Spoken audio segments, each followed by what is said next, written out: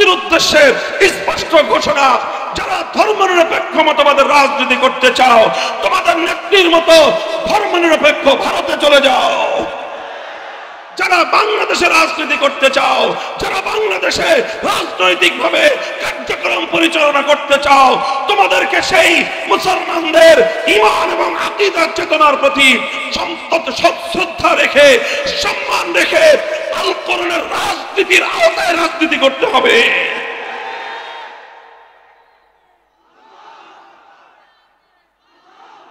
এই জন্য আজ মুসলমানদেরকে আমরা একটা কথাই বলি, হে মুসলিম উম্মাহ, হে মুসলমানদের যুব সমাজ, যদি আমরা তৈরি হই, ইনশাআল্লাহ এদেশে ইসলাম ছাড়া আর কিছু চলতে পারে না।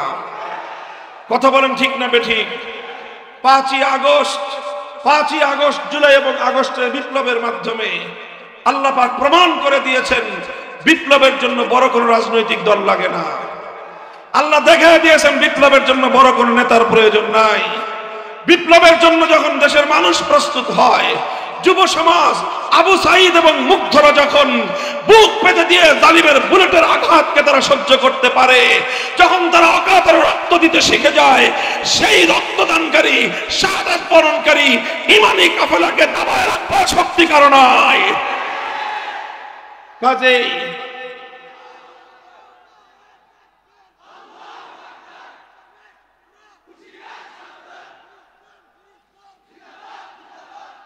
আমি এই বিশাল তৌহিদ জনতার জনসমুদ্রের কাছে জানতে চাই, আমি আপনাদের কাছে প্রশ্ন রাখতে চাই, যেভাবে 5ই আগস্ট 2000 দামাল সন্তানের তাজা বুকের রক্তের মাধ্যমে ফ্যাসিবাদ, স্বৈরতন্ত্র এবং বাংলাদেশ বিরোধী বিদেশি দালালদের পতন ঘটেছে, ঠিক তেমনি ভাবে আরেকবার যদি প্রয়োজন হয় আল্লাহর কোরআনের রাজ কায়েম করবার জন্য, ইসলামী হুকুমত বাস্তবায়ন করবার জন্য, বিপ্লবের রণাঙ্গনে রক্ত দেওয়ার জন্য কারা প্রস্তুত থাকবা? ونشهد أن سيدنا ومولانا محمدا عبده ورسوله صلى الله تعالى عليه وعلى آله وأصحابه وبارك وسلم تسليما كثيرا. أما بعد فأعوذ بالله من الشيطان الرجيم. بسم الله الرحمن الرحيم. الذين إن مكناهم في الأرض أقاموا الصلاة وآتوا الزكاة وأمروا بالمعروف ونهوا عن المنكر ولله عاقبة الأمور. بارك الله لنا ولكم في القرآن العظيم ونفعنا وإياكم بالآيات والذكر الحكيم. اللهم صل على محمد وعلى آل محمد كما صليت على إبراهيم وعلى آل إبراهيم إنك حميد مجيد.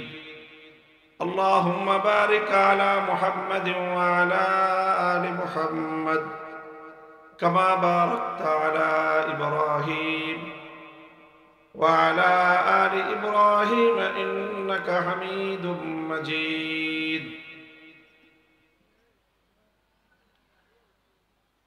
পূর্বধলা মারকাজ শাহাবুদ্দিন আল ইসলামীর উদ্যোগে আয়োজিত আজকের এই দস্তারবন্দি উপলক্ষে আজিমুস শান ইসলামী মহাসম্মেলনে উপস্থিত হযরত উলামায়ে কেরাম, সম্মানিত মুরব্বী সাহেবান, সমবেত দিন দরদি ইসলাম প্রিয় তৌহিদি মুসলমান ভাই ও বন্ধুগণ, পর্দার অন্তরাল বাসাবাড়িতে অবস্থানরত আমার সম্মানিত মা ও বোনেরা, আমি সর্বপ্রথম আপনাদেরকে অভিনন্দন জ্ঞাপন করছি, শুকরিয়া আদায় করছি আপনাদের, যে আপনারা আজকের এই মাহফিলে উলামায়ে কেরামের ডাকে সাড়া দিয়ে যে বিপুল পরিমাণ ধর্মপ্রাণ মুসলমান এখানে উপস্থিত হয়েছেন, এর মাধ্যমে এই এলাকায় এবং এই এলাকার এই দৃশ্যের মাধ্যমে সারা দেশের সামনে ইসলাম এবং মুসলমানদের, আলেম ওলামাদের একটা প্রভাব এবং একটা শক্তির প্রদর্শনী হলো। আল্লাহ পাক রব্বুল আলামিন ইসলামের পক্ষে আপনাদের এই উপস্থিতিকে কবুল করেন। সর্বশেষ আমরা 2021 সালে আমাদের গ্রেফতার হওয়ার কিছুদিন আগে আমরা এমনই হঠাৎ অল্প সময়ের এক প্রোগ্রামে আপনাদের এখানে এসেছিলাম। যখন বাংলাদেশে কোথাও আমাকে প্রোগ্রাম করতে দেওয়া হয় না, সেই সময়ে রাষ্ট্রযন্ত্র, স্বৈরাচারী ফ্যাসিবাদী যুগের ফেরাউন, ভিনদেশী কৃতদাসী শেখ হাসিনার জুলুমতন্ত্রের চূড়ান্ত নিগৃহণের শিকার হয়ে বাংলাদেশের যেখানেই আমার মাহফিল হতো সেখানেই প্রশাসনের পক্ষ থেকে আমাদেরকে বাধা দেওয়া হতো এবং কোথাও আমাকে প্রোগ্রাম করতে দেওয়া হতো না। সেই কঠিন এবং প্রতিকূল সময়ে মাওলানা রফিকুল ইসলাম মাদানী, আপনাদের কৃতি সন্তান, আপনাদের মাটির সন্তান, সাহস করে তৎকালীন আমির হেফাজত কায়েদে মিল্লাতে ইসলামী আল্লামা জুনায়েদ বাবু নগরী রহমতুল্লাহ আলাইহি সহ আমাদেরকে এখানে এনে সে হকের পক্ষে, ইসলামের পক্ষে একটা বলিষ্ঠ অবস্থান তুলে ধরেছিল। এর কিছুদিন পরেই আমরা কারারুদ্ধ হয়ে যাই। মাঝখানে দীর্ঘ 3 বছর সময় অতিক্রান্ত হয়ে যায়। এই আমাদের কারামুক্তির পরের এই প্রথম বছর চলছে। আবারও আপনাদের সঙ্গে সাক্ষাতের সুযোগ হলো, আল্লাহ পাকের শুকরিয়া আদায় করি। মুহতারাম হাজিরিন, খুব দীর্ঘ কোনো কথা আমি আপনাদের কাছে বলবো না। যখন সেই ব্রিটিশ ভারতবর্ষে, ব্রিটিশরা এই ভারতবর্ষ, এই ভারত, পাকিস্তান, বাংলাদেশ সহ এই ভারত উপমহাদেশ 1757 সালে তারা দখল করে নেয়। তারা দখল করার পর তাদের হাত থেকে আবার দেশকে মুক্ত করার জন্য, স্বাধীন করার জন্য আলেম সমাজ অনেক চেষ্টা করেছেন, অনেক সংগ্রাম করেছেন, অনেক লড়াই করেছেন। এমনকি সরাসরি ব্রিটিশদের বিরুদ্ধে তারা যুদ্ধের মাঠে নেমেছেন। 1831 সালে বালাকোটের রণাঙ্গনে সৈয়দ আহমদ শহীদ রহমতুল্লাহ আলাইহির নেতৃত্বে জিহাদ হয়েছে। সেখানে বহু ওলামায়ে কেরাম এবং ধর্মপ্রাণ মুসলমানরা শাহাদাত বরণ করেছেন, কিন্তু ব্রিটিশের সামনে মাথা নত করেন নাই।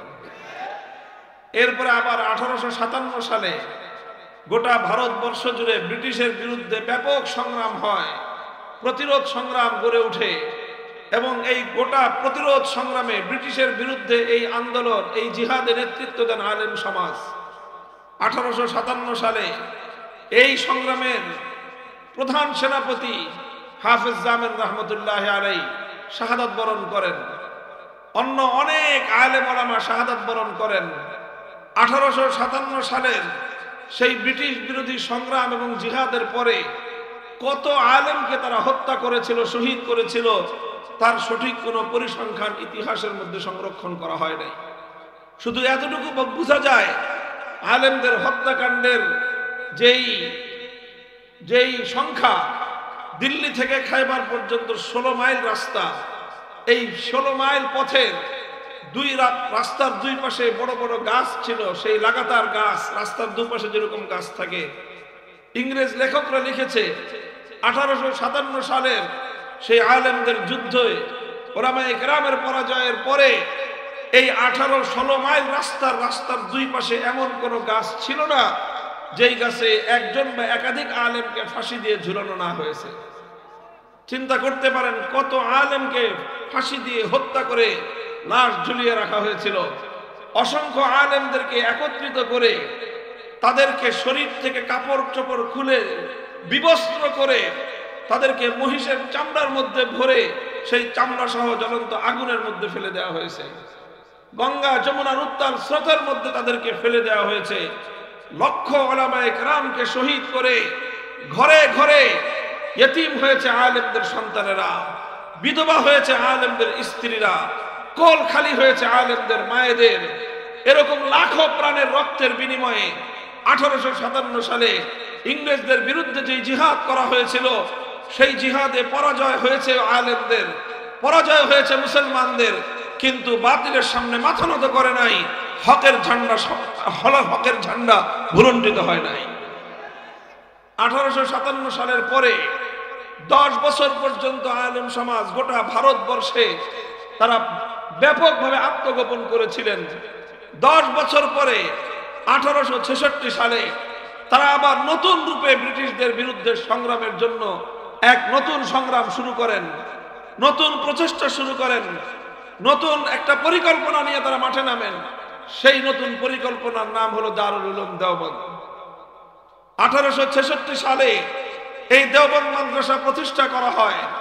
দেওবন্দ মাদ্রাসা যখন প্রতিষ্ঠা হয়েছিল তখন এই মাদ্রাসার প্রতিষ্ঠাতা যারা ছিলেন তারা তাদের সন্তানদেরকে বলেছিলেন, তাদের শিক্ষার্থীদেরকে বলেছিলেন, মুসলমানদেরকে তারা বলেছিলেন যে আমরা বাহ্যিকভাবে দেখা যায় একটা মাদ্রাসা প্রতিষ্ঠা করছি, কিন্তু এটা শুধুমাত্র একটা মাদ্রাসা প্রতিষ্ঠা নয়, এটা শুধুমাত্র একটা শিক্ষা প্রতিষ্ঠান নয়, এটা শুধুমাত্র একটা মাদ্রাসা নয়, বরং এটা হলো একটা মাদ্রাসার আড়ালে আগামী দিনে দেশ বিরোধী, স্বাধীনতা বিরোধী, ইসলাম বিরোধী ব্রিটিশ সরকারকে এই দেশ থেকে বিতাড়িত করবার জন্য স্বাধীনতার সংগ্রামী যোদ্ধা তৈরি করবার কারখানা।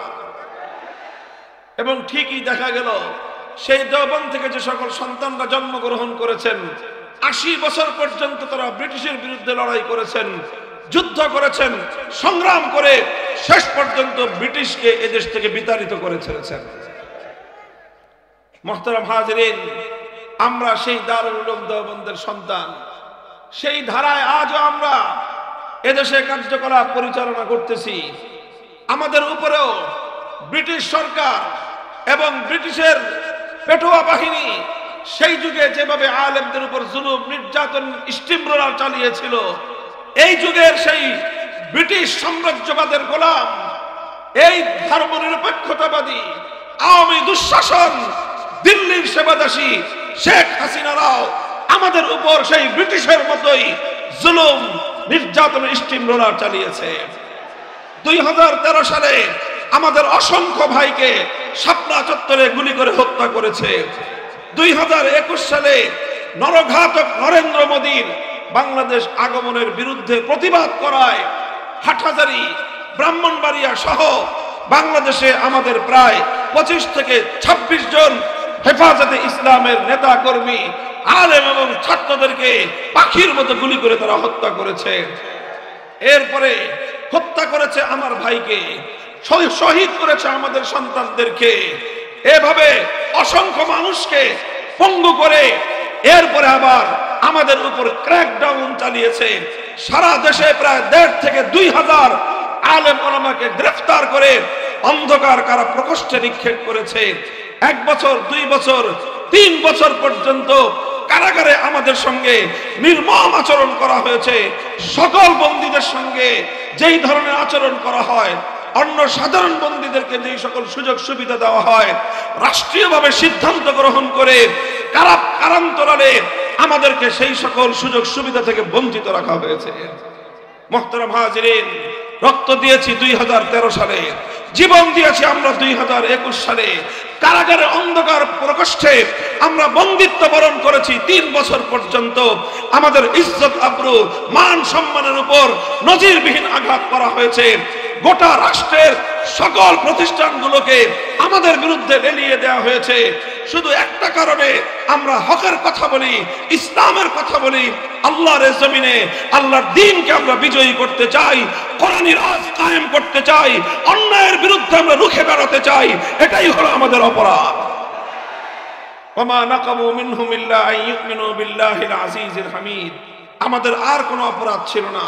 আমাদের অপরাধ ছিল দেশকে ভালোবাসা, আমাদের অপরাধ ছিল দেশের স্বাধীনতাকে রক্ষা করতে চাওয়া, আমাদের অপরাধ ছিল আল্লাহর দ্বীনকে ভালোবাসা, আমাদের অপরাধ ছিল মানব রচিত তন্ত্রমন্ত্রের বিরুদ্ধে কথা বলা, আমাদের অপরাধ ছিল ভারতীয় আধিপত্যবাদের বিরুদ্ধে কথা বলা, আমাদের অপরাধ ছিল বাংলাদেশের মাটিতে আরেকটা বাবরি মসজিদ নির্মাণ করবার ঘোষণা দেওয়া, আমাদের অপরাধ ছিল শহীদ বাবরি মসজিদকে আবার পুনর্নির্মাণ করবার প্রত্যয় এবং শপথ ঘোষণা করা। এই সকল অপরাধে এই নির্যাতনের স্টিম রোলার আমাদের উপর চালানো হয়েছে। আমরা সব হাসি মুখে বরণ করে নিয়েছি। আমাদের কষ্ট হয়েছে, আল্লাহর কাছে অভিযোগ করি নাই। আমাদের কষ্ট হয়েছে কিন্তু আমরা দমে যাই নাই। আমাদের কষ্ট হয়েছে, আমরা ভয় পেয়েছি, ভীত সন্ত্রস্ত হয়েছি। খোদার কসম খেয়ে বলি, আল্লাহর দ্বীনের পথ থেকে কোনোদিন বিচ্যুত হয়ে যাওয়ার, দ্বীনের পথ ছেড়ে দিয়ে, সংগ্রামের পথ ছেড়ে দিয়ে ঘরের মধ্যে নির্লিপ্ত বসে যাওয়ার সিদ্ধান্ত গ্রহণ করি নাই। আল্লাহ পাক রব্বুল আলামিন এই অসংখ্য অগণিত মানুষের রক্ত, জীবন, শাহাদাতে এবং তাদের জুলুম নির্যাতনের বিনিময়ে আজ আল্লাহ পাক রব্বুল আলামিন আমাদের এই প্রিয় মাতৃভূমি বাংলাদেশকে ফ্যাসিবাদ মুক্ত করেছেন। ভিনদেশী দালালকে আল্লাহ পাক রব্বুল আলামিন যেই দেশের দালাল ছিল তাকে সেই দেশের কোলে আল্লাহ পাক পাঠিয়ে দিয়েছেন। বাংলাদেশকে আল্লাহ পাক সেই দালাল এবং ফ্যাসিবাদ মুক্ত করেছেন। কিন্তু এতেই আমাদের সংগ্রাম শেষ হয়ে যায় নাই, আমাদের আন্দোলন বন্ধ হয়ে যায় নাই। আমাদের মঞ্জিলে মাকসুদ এখন আরো বহুদূর, আমাদেরকে আরো বহুদূর পথ চলতে হবে। আমি আপনাদের সম্মুখে পবিত্র কোরআনে কারীমের সূরাতুল হজ্জের ৪১ নম্বর আয়াত তেলাওয়াত করেছি। আমার আল্লাহ পাক রব্বুল আলামিন এই আয়াতের মধ্যে ঘোষণা করেছেন, আল্লাযীনা ইম্মাক্কান্নাহুম ফিল আরদি আকামুস সালাতা ওয়া আতাউয যাকাতা ওয়া আমারু বিল মারুফি ওয়া নাহাউ আনিল মুনকার ওয়ালিল্লাহি আকিবাতুল উমুর। আল্লাহ বলেছেন, আমি যদি মুমিনদেরকে, মুসলমানদেরকে রাষ্ট্র ক্ষমতা দেই, তাহলে মুসলমানরা রাষ্ট্র ক্ষমতা পেয়ে কি করবে? তারা, আল্লাহ যদি ক্ষমতা দেন, মুমিন মুসলমানরা সেই ক্ষমতা পেয়ে কি করবে? আল্লাহ পাক সেই ক্ষমতার দায়িত্ব বর্ণনা করেছেন। কথা শেষ করে দিব, এই চাচাদেরকে বসান, পাঞ্জাবি পিছন দিয়ে টান দিয়ে ধরেন, বসান, এদেরকে বসান, যেগুলো উঠতেছে এদেরকে বসান, একেবারে জায়গায় জায়গায় জায়গায় পাঞ্জাবি টান দিয়ে ধরে বসান। বিশৃঙ্খলা করতে আসছে সমাবেশের মধ্যখানে, বসান, কেউ যেন উঠতে না পারে, একটা লোক উঠতে দেবেন না, ঠিক আছে? তাহলে আল্লাহ বলছেন, ইমানদাররা যদি ক্ষমতা পায়, ১ নম্বর কাজ করবে, নামাজ কায়েম করবে। ২ নম্বর কাজ, যাকাত ব্যবস্থা বাস্তবায়ন করবে। ৩ নম্বর কাজ, সৎ কাজের আদেশ দিবে। ৪ নম্বর কাজ, অন্যায় এবং অসৎ কাজে বাধা দিবে। তাহলে আল্লাহ প্রদত্ত রাষ্ট্র সরকারের দায়িত্ব, যেই দায়িত্বগুলো আল্লাহ দিয়েছেন, সে দায়িত্বগুলো পালন হোক, এমন সরকার কি আপনারা চান? এমন রাষ্ট্র কি আপনারা চান? মুহতারাম হাজিরিন, এই জন্য যদি কোনো মুসলমান, যদি সে আল্লাহর কোরআনকে বিশ্বাস করে, কোন মুসলমান সে যদি ইসলামকে বিশ্বাস করে, কোন মুসলমান যদি আল্লাহকে বিশ্বাস করে, তাহলে সে রাষ্ট্র ক্ষমতা পেলে এই 4 কাজের বাইরে যেতে পারে না। এই জন্য আমরা বলি, কোন মুসলমান যারা ইসলামকে বুঝেছে, যারা আল্লাহর কোরআনকে মানে, তারা কোনোদিন ধর্ম নিরপেক্ষতার রাজনীতি করতে পারে না। বলবেন কেন ধর্ম নিরপেক্ষতার রাজনীতি করতে পারে না? কারণ ধর্ম নিরপেক্ষ একটা রাজনৈতিক মতবাদ। এই মতবাদ কি বলে? এই মতবাদের অর্থ কি? ধর্ম নিরপেক্ষ মতবাদের অর্থ হলো রাষ্ট্রের সাথে ধর্মের কোনো সম্পর্ক থাকতে পারবে না। ধর্ম নিরপেক্ষ মতবাদ বলে, এই এটা উঠে কে?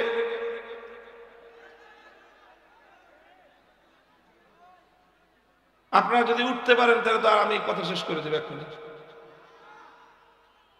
ধর্ম নিরপেক্ষ মতবাদ বলে রাষ্ট্রের সাথে ধর্মের সম্পর্ক থাকতে পারবে না। আর আল্লাহ বলতেছেন, রাষ্ট্র ক্ষমতা পেলে ধর্ম বাস্তবায়ন করবে, নামাজ কায়েম করবে, যাকাত কায়েম করবে। এখন আপনি বলেন, আল্লাহর কোরআন বলতেছে রাষ্ট্র ক্ষমতা পেলে যাকাত কায়েম করবে, নামাজ কায়েম করবে। নামাজ কায়েম করা, যাকাত বাস্তবায়ন করা ধর্মের কাজ কিনা? যারা বলেন ধর্মের কাজ কিনা? ইমানের পরে ইসলামের মধ্যে সবচেয়ে গুরুত্বপূর্ণ বিধান হলো নামাজ। কথা বলেন, সবচেয়ে গুরুত্বপূর্ণ বিধান, তারপরে গুরুত্বপূর্ণ বিধান হলো যাকাত। আল্লাহ বলছেন, আমি যদি রাষ্ট্র ক্ষমতা দেই, তাহলে তারা সর্বপ্রথম নামাজ কায়েম করবে, যাকাত বাস্তবায়ন করবে। সুতরাং রাষ্ট্র ক্ষমতা মুসলমানদের জন্য ইসলামকে বাস্তবায়ন করার হাতিয়ার। কথা বলেন ঠিক না বেঠিক? আর ধর্মনিরপেক্ষতা মতবাদ, সেকুলারিজম বলে রাষ্ট্রের সাথে ধর্মের কোনো সম্পর্ক থাকতে পারবে না। সুতরাং কেউ যদি ইসলাম মানে সে সেকুলার হতে পারে না, ধর্মনিরপেক্ষ হতে পারে না। কেউ যদি ধর্মনিরপেক্ষ মতবাদ মানে সে মুসলমান থাকতে পারে না। এই জন্য আমি পরিষ্কার ভাষায় বলি, হিন্দুর পক্ষে ধর্মনিরপেক্ষ হওয়া সম্ভব, বৌদ্ধের পক্ষে ধর্মনিরপেক্ষ হওয়া সম্ভব, খ্রিস্টানের পক্ষে ধর্মনিরপেক্ষ হওয়া সম্ভব, কিন্তু মুসলমানের পক্ষে কোনোদিন সেকুলার বা ধর্মনিরপেক্ষ হওয়া সম্ভব নয়। এই জন্য বাংলাদেশে ধর্মনিরপেক্ষ মতবাদ নামক এই অভিশপ্ত রাজনৈতিক ব্যবস্থা যারা আমদানি করেছে সেই দলটার নাম হলো আওয়ামী লীগ। আওয়ামী লীগ যারা করেছেন, আগামী দিনেও যদি করার ইচ্ছা থাকে আমাদেরকে এই প্রশ্নের জবাব দিয়ে আওয়ামী লীগের রাজনীতি করবেন। সেটা হলো আপনারা আল্লাহর কোরআনের আদেশ মানবেন না ধর্মনিরপেক্ষ মতবাদ মানবেন, পরিষ্কার করেন। এরপরে যা করার করেন। যদি বলেন যে আমি মুসলমান, আল্লাহর হুকুম মানব, কোরআনের বিধানকে আমি বিশ্বাস করি, তাহলে কোরআনের বিধান অনুযায়ী কোন মুসলমান কোনদিন ধর্মনিরপেক্ষ হতে পারে না। আর যদি আপনারা ধর্মনিরপেক্ষ মতবাদের অনুসারী হন, তাহলে কোনদিন আপনি সত্যিকার অর্থে মুসলমান হতে পারেন না।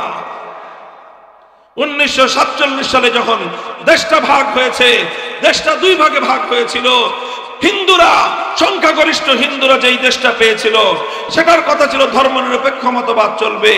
অধিকাংশ মুসলমানরা যেই ভাগটা পেয়েছিল কথা ছিল সেই ভাগে ইসলামী হুকুমত, কোরআনের রাজ কায়েম হবে।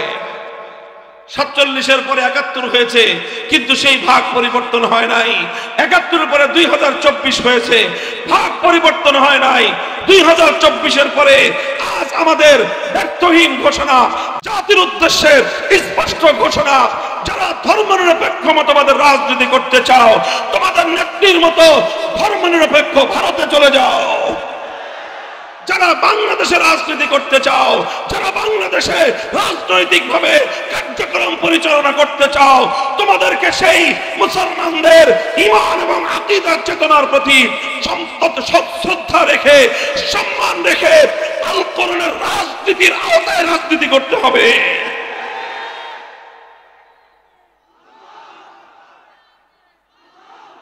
এই জন্য আজ মুসলমানদেরকে আমরা একটা কথাই বলি, হে মুসলিম উম্মাহ, হে মুসলমানদের যুব সমাজ, যদি আমরা তৈরি হই, ইনশাআল্লাহ এদেশে ইসলাম ছাড়া আর কিছু চলতে পারে না। কথা বলেন ঠিক না বেঠিক?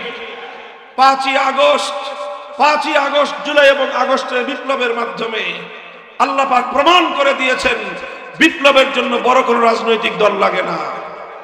আল্লাহ দেখিয়ে দিয়েছেন বিপ্লবের জন্য বড় কোনো নেতার প্রয়োজন নাই।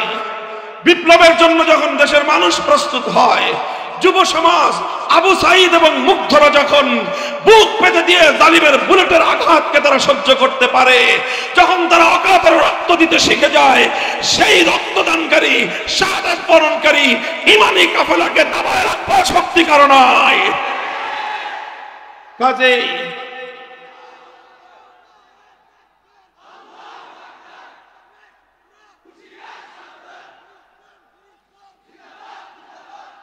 আমি এই বিশাল তৌহিদ জনতার জনসমুদ্রের কাছে জানতে চাই, আমি আপনাদের কাছে প্রশ্ন রাখতে চাই, যেভাবে 5ই আগস্ট 2000 দামাল সন্তানের তাজা বুকের রক্তের মাধ্যমে ফ্যাসিবাদ, স্বৈরতন্ত্র এবং বাংলাদেশ বিরোধী বিদেশি দালালদের পতন ঘটেছে, ঠিক তেমনি ভাবে আরেকবার যদি প্রয়োজন হয় আল্লাহর কোরআনের রাজ কায়েম করবার জন্য, ইসলামী হুকুমত বাস্তবায়ন করবার জন্য, বিপ্লবের রণাঙ্গনে রক্ত দেওয়ার জন্য কারা প্রস্তুত থাকবা?